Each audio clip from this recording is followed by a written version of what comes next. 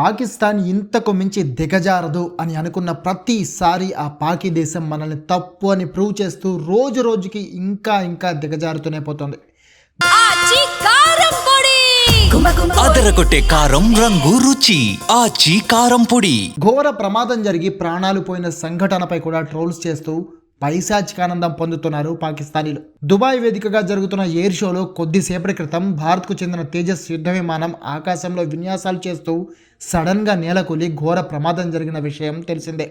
ఈ ఘటనలో విమానం కూలిన ప్రాంతమంతా భారీ మంటలు పొగతో నిండిపోయింది. ప్రమాదం నుంచి పైలట్ తప్పించుకున్నాడో లేదంటే ప్రమాదంలో మరణించాడో కూడా ఇప్పటికీ ఆచూకీ తెలియడం లేదు. ఇక ఎయిర్ షో చూడడానికి అక్కడికి వచ్చిన వాళ్ళు కూడా ఈ ఘోరం చూసి ఒక్కసారిగా షాక్ అయ్యారు.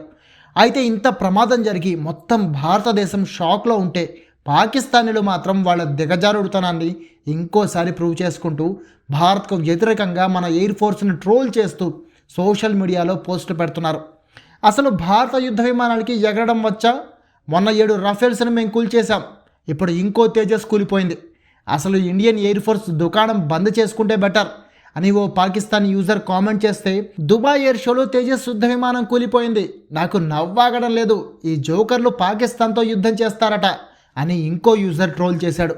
ఇక మరో పాకిస్తానీ, ఇండియన్ పైలట్స్ అంతా పాకిస్తానీ పైలట్ల దగ్గర ట్రైనింగ్ తీసుకోవాలి అంటూ ఓవర్ యాక్షన్ చేశాడు.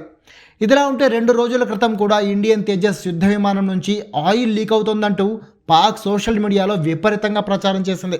అయితే మన ప్రెస్ ఇన్ఫర్మేషన్ బ్యూరో ఈ ఆరోపణలన్నింటినీ ఫేక్ అని ప్రకటించింది.